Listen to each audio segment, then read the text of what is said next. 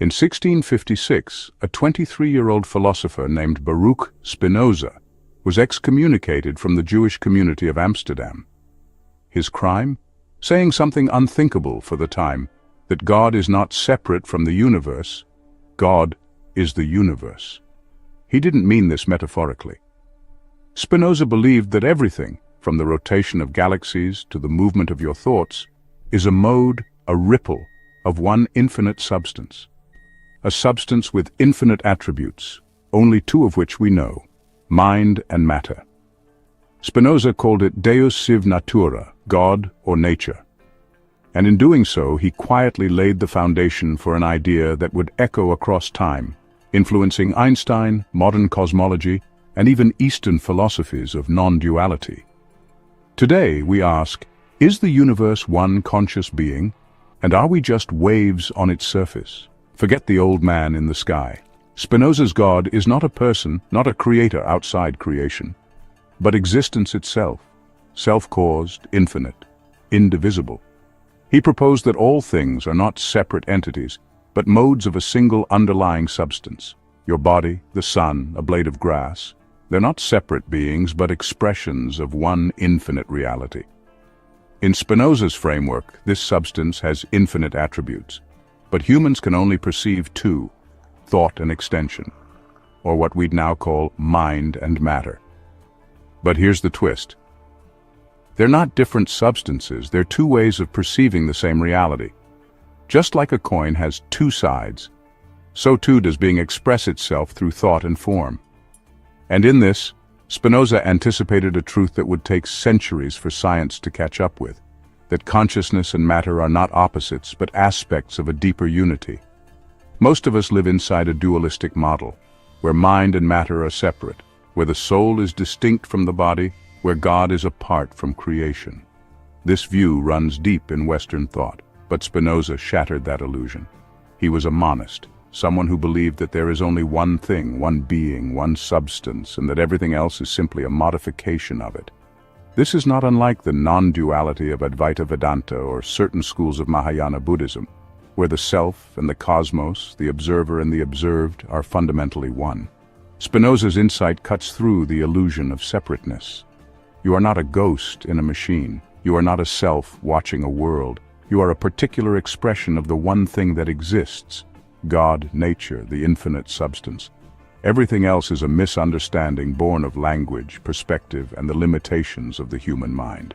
If everything is part of the one substance, and if that substance includes both thought and extension, then doesn't that mean everything has a mental aspect? Spinoza didn't say that rocks and rivers have thoughts like humans, but he did imply that everything has some degree of mind. This idea, that consciousness is intrinsic to all things, is now known as panpsychism, and it's enjoying a major renaissance in contemporary philosophy. Thinkers like Philip Goff, Galen Strawson, and even some physicists argue that consciousness might be a fundamental property of the universe, not something that emerges at a certain level of complexity, but something that's always been there, just like mass or charge. In this view, your thoughts, your emotions, your awareness are not generated from nothing. They are focused expressions of a universal consciousness that flows through all things, from electrons to elephants. Now step into modern physics. General relativity shows us that space and time are not absolute, they're part of a flexible, interconnected fabric. Quantum mechanics tells us that particles do not exist independently, their properties arise in relationship to observation, entanglement, and context. And quantum field theory goes even further. Beneath particles is a field, a single, unified field, rippling with energy from which all matter arises. Doesn't that sound familiar? A single substance, infinite in potential, expressing itself in modes? Even Einstein, who called Spinoza his favorite philosopher, wrote, "I believe in Spinoza's God, who reveals himself in the orderly harmony of what exists." In a very real way, modern physics is catching up to Spinoza, recognizing that the universe is not a collection of things, but a single being, unfolding as everything. Spinoza didn't stop at metaphysics. He believed this vision of oneness had ethical consequences.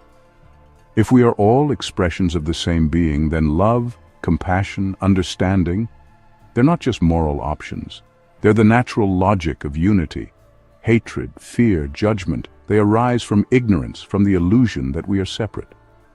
Spinoza wrote that the highest form of knowledge is the intellectual love of God, not a worship of a person, but a deep, clear perception of our unity with all existence.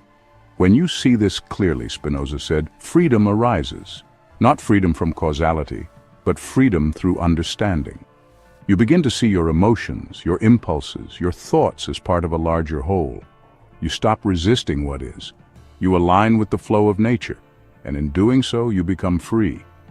Not because you are in control, but because you have seen through the illusion of control. Though he lived in 17th century Europe, Spinoza's philosophy resonates deeply with Eastern spiritual traditions.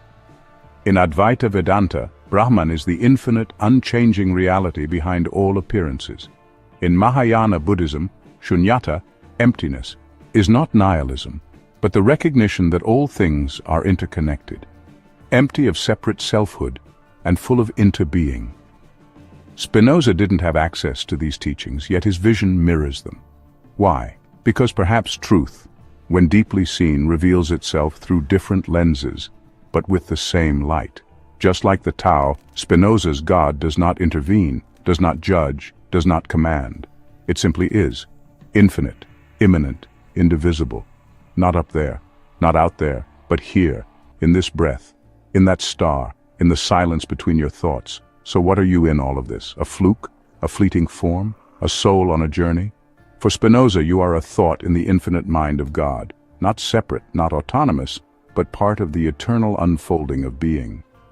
Your joys and your sorrows, your struggles and your insights are all ripples in the sea of the one substance. This doesn't diminish your value, it dignifies it. Because if everything is God, then nothing is profane, everything is sacred. Every moment, every thought, every falling leaf is the universe expressing itself. And the more you understand this, Spinoza believed, the more you align with reality, the more you awaken, not by escaping life, but by seeing clearly what you are, a unique expression of the infinite. Spinoza died young, alone, and misunderstood, but his vision lives on, not just in philosophy, but in science, in mysticism, in the quiet intuitions of those who look at the sky and feel a presence not apart from them, but within them. In a time of division, alienation, and fragmentation, his philosophy reminds us, you were never separate. The universe does not surround you, it includes you. You are not in it. You are it, briefly, beautifully, eternally.